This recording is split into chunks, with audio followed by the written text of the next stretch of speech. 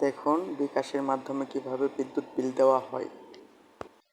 এই ভিডিওটি দেখলে আপনি নিজেই বিকাশের মাধ্যমে বিদ্যুৎ প্রদান করতে পারবেন।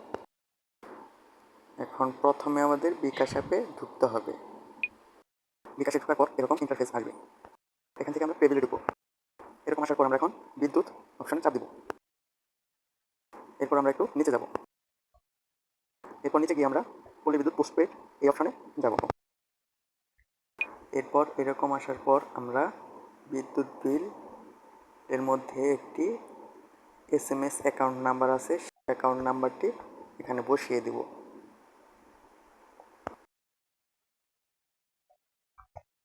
এরপর এগিয়ে যান অপশানে চাপ দিব।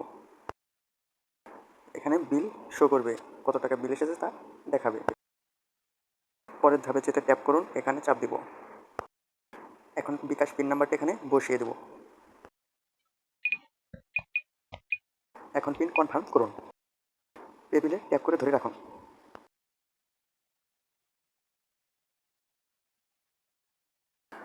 এখন বিদ্যুৎ বিলটি প্রদান করা হয়ে গেছে। এখন চাইলে রিসিট ডাউনলোড করতে পারবেন। আমি করে দেখাচ্ছি। এই যে দেখেন, এভাবে আমরা বিকাশের মাধ্যমে বিদ্যুৎ বিল প্রদান করতে পারবো।